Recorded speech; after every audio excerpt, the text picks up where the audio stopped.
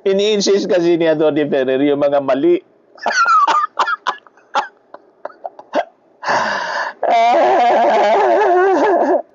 Anong ilusot nila mga kababayan dito kay Atty. Kapunan?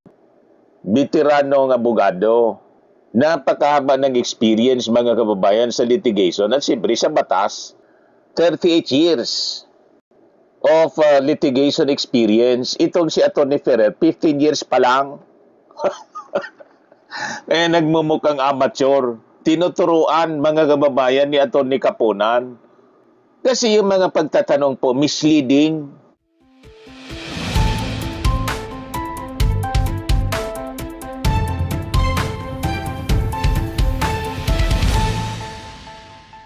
Hello po mga kababayan, si Dante Maravillas.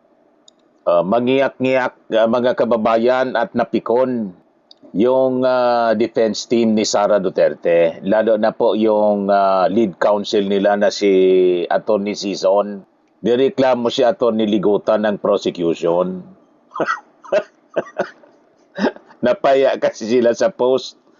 Mga kababayan, nagreklamo sa impeachment court kanina si Atty. Sison. In bad taste daw, yung naging post mga kababayan ni Atty. Ligutan. Anong in bad taste? Ang post po ni Atty. Ligutan, truthful. Yun man talagang prinsipyo sa batas. Ayaw lang ninyo mapahiya kasi lumalabas mali-mali yung inyong mga argumento. O diba? Sinupalpal kasi mga kababayan, itong si Atty. Ferrer, yung defense counsel ni Sara, sinupalpal ni Atty. Kapunan, pinangaralan. Sabi nga ni Atty. Kapunan, pinipigil ko lang anya yung sarili ko na baka mapalo ko sa puwit, may spank. Ini-insist kasi ni Atty. Ferrer yung mga mali.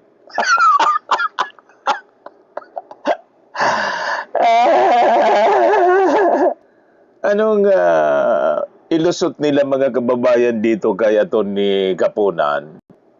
Veteranong abogado. Napakahaba ng experience mga kababayan sa litigation at siyempre sa batas. 38 years of litigation experience. Itong si Atty. Ferrer, 15 years pa lang. Nagmumukhang amateur. Tinuturuan mga kababayan ni Atty. Kapunan. Kasi yung mga pagtatanong po, misleading. Doon nagsimula.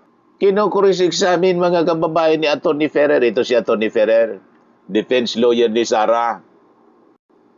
Sabi ni Atty. Kapunan, there are limits anya to cross-examination. Misleading questions are not allowed in cross.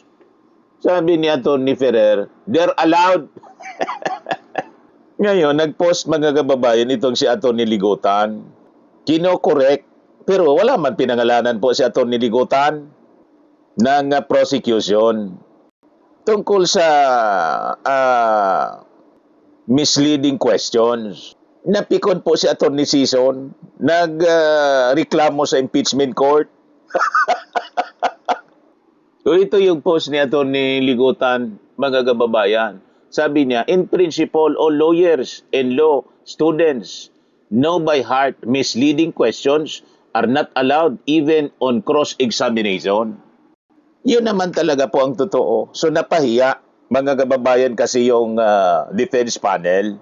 Lalo na po si Atty. Ferrer. Siyempre, yung lead prosecutor, lead defense counsel nila, sasaklolo si Atty. Sison. Nagreklamo ngayon sa korte, sa impeachment court.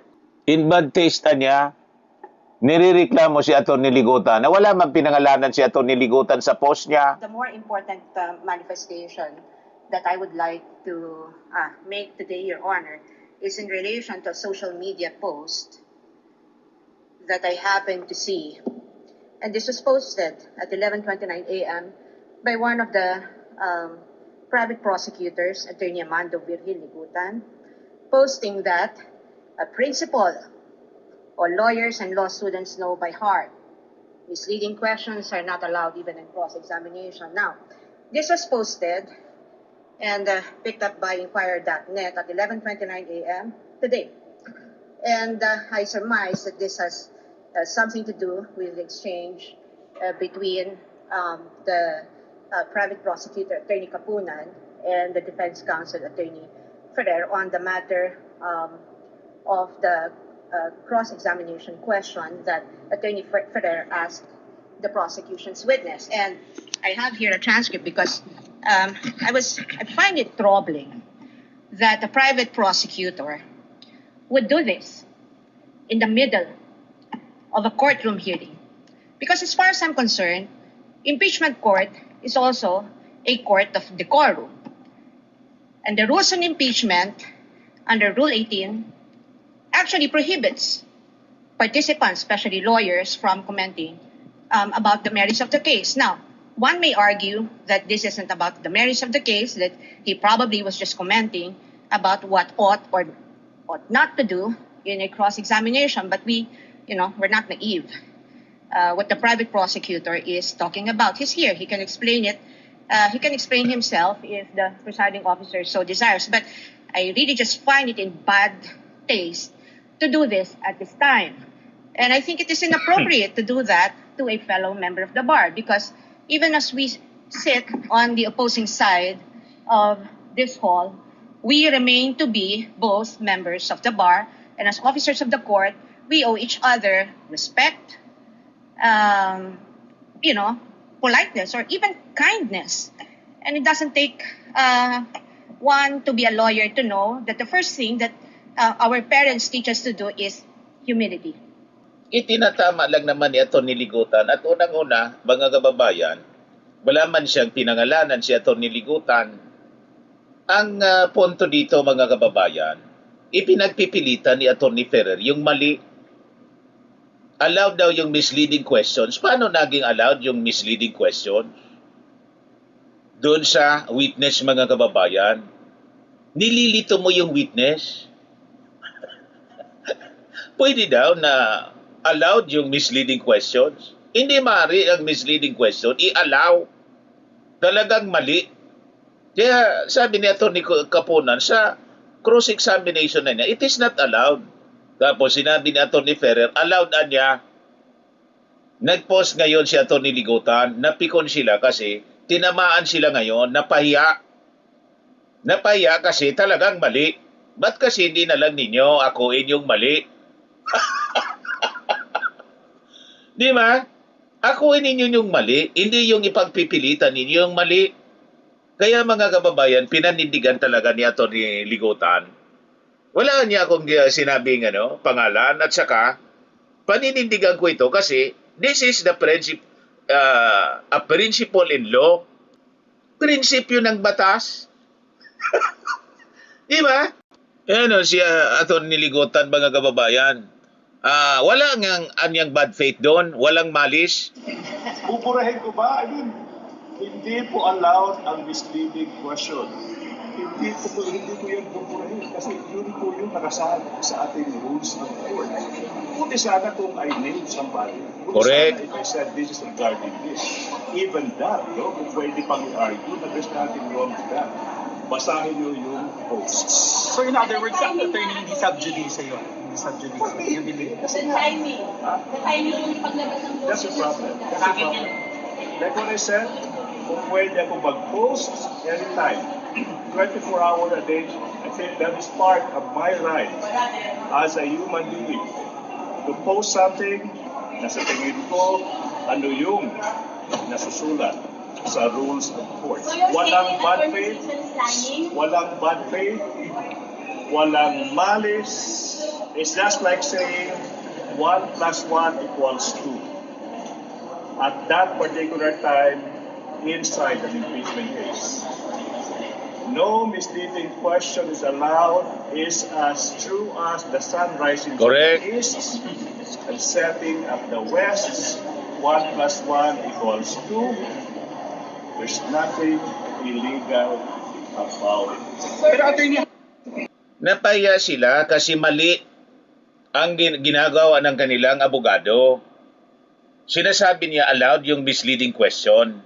Nasa rules of court nga po, It's not allowed. So ang ibig mangyari nila, dapat silent lang yung prosecution at hindi sila dapat itama. Ano yun? Tama po? Bakit hindi pwedeng itama yung mali? Kailangan itama yung mali. Pag hindi mo na itama yung mali magiging tama sa paningin ng mga tao, paniniwalaan ng tao, yung mali. Kasi walang nagsabi, walang nagtama sa mali. Tama po? Yan ang problema dito, mga kababayan, sa kampo ni Sara Duterte, pati yung defense. Mga kababayan, ayaw na i-mention yung mali. Di ba? Yung mali sa kanila, tama. Ang mali talaga po na dapat punain natin, yung naging komentaryo ni Sara Duterte, na yung impeachment court, yung inaatake na mismo niya, marred by bending the law, sabi mga kababayan ni Sara Duterte. Bakit tahimik yung defense counsel doon? Pati yung impeachment court, wala pang sinasabi doon sa naging komentaryo ni Sara Duterte. Di ba? Na mismo ng credibility, integrity na ng impeachment court yung kini-question ni Sara. And in fact, kinall out na siya ng prosecution. Ito, prosecution calls out VP Duterte for attacking impeachment court's integrity. The House prosecution called out Vice President Sara Duterte on Monday for describing the Senate impeachment court proceedings as being marred by bending the law, which may be subject to the sub judice in contempt rules. Yes, litigants can criticize the courts, but they can never attack its integrity. Sabi po ni Attorney J. Tolosa Jr., Prosecution Counsel, and spokesperson. Tapos, tahimik sila, yung defense. Pati yung impeachment court nga, tahimik. Wala pang statement dito sa naging pahayag ni Sara Duterte. Ngayon, nag-post si Attorney Ligutan ng katotohanan, prinsipyo sa batas about misleading questions which are not allowed, mga kababayan. Nag-react ngayon, nagre-reklamo yung defense kasi napahiya sila, in bad faith daw. Pinanindigan ngayon ni Attorney Ligutan. Tama yun po. Sabi ni Fiscal Fred Nuhara sa kanyang legal analysis and statement commentary, do not ask misleading questions. Allow me to comment on this. During the impeachment trial, I observed a young defense counsel conducting cross-examination. While the witness was answering, counsel interrupted her because the testimony was unfavorable to her client. Yan ang ginawa ni Attorney Ferrer dito sa witness ng prosecution, si Dil Ocampo, COA auditor, mga kababayan. Sabi ni Fiscal Fred Nuhara, the prosecution promptly objected and requested that the witness be allowed to complete her answer. In response, defense counsel justified the interruption by asserting that she enjoyed wide latitude on cross-examination and further declared that misleading questions are allowed. That proposition is erroneous, maling-mali, sabi po ni Fiscal Fred Nuhara. Under Rule 132, Section 6 of the Rules of Court, a witness may be cross-examined through leading questions, provided that such questions are not misleading. Dapat hindi misleading. Meaning, dapat di mo nililito. Misleading. Hindi mo dapat nililito yung witness. Kasi pag nililito mo na, niloloko mo yung testigo para hindi makapagsabi ng totoo na unfavorable doon sa kliyente mo. Di ba? Yun ang in bad faith. Binabaliktad ninyo Kayo yung in bad faith and in bad taste, mga kababayan. In bad taste daw, sabi ni Attorney Sison, in bad taste sa inyo kasi napahiya kayo, kasi kinoreksyonan kayo, kasi nga mali kayo. Dapat naman talaga correctionan kayo kasi mali. Hindi allowed nga. Sasabihin ninyo, be kind. Para ano? Para hindi malaman ng mga tao na mali kayo. Maging kind na lang yung prosecution para hindi kayo mapaya. Mali naman ang ganon. Dapat yung mali tama. Para pati yung publiko hindi maniwala sa mali. Mali yung posisyon ninyo eh. Bawal yung ganon. That is not allowed. Ngayon magrereklamo kayo sa impeachment court. Yan o, malinaw sabi ni Fiscal Nohara. Basahin natin. Provided such questions are not misleading, the distinction is material. A leading question merely suggests the desired answer. A misleading question, however, confuses the witness. So nililito niya yung witness, distorts the facts, or improperly puts words into the mouth of the witness. For this reason, courts consistently sustain objections to misleading questions as they impair the witness' right to render a fair and truthful testimony. Correct. Nililito niya, mga kababayan yung witness, para mapaboran, hindi maidiin yung client niya. Tama ba yon?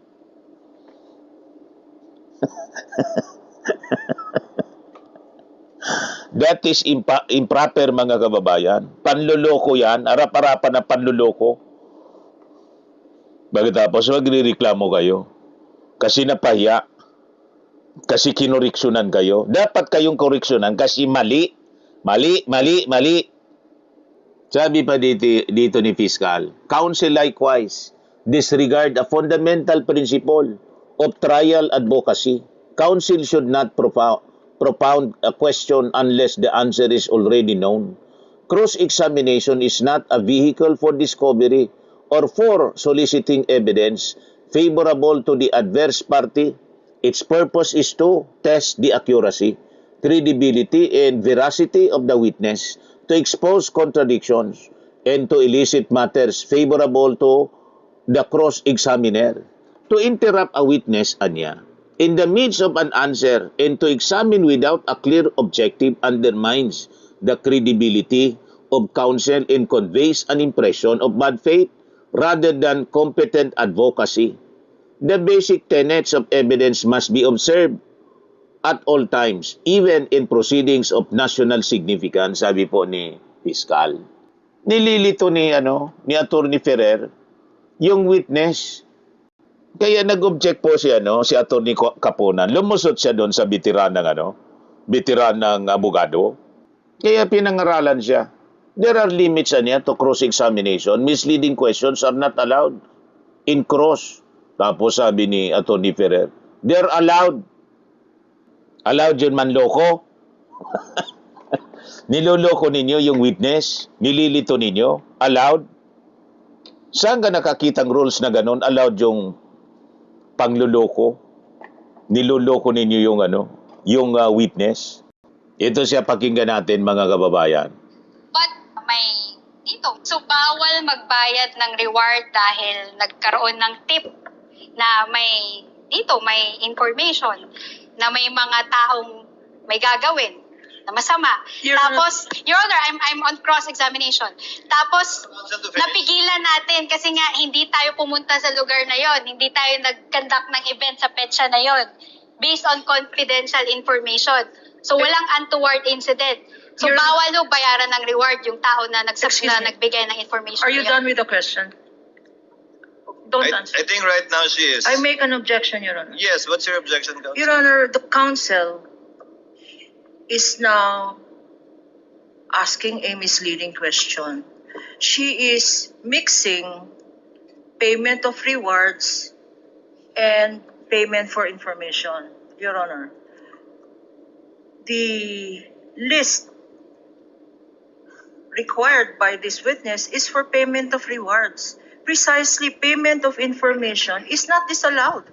Correct. The counsel is saying payment of information is May we ask her to reform? Is she Yeah, I referring to can. payment of rewards Reward, or Your Honor. payment for information? Because the information here is not disallowed. Again, It's not councils. disallowed in the AOMs, Your Honor. Again, councils, kindly address Your the Honor. court or the presiding officer and not talk to each other directly.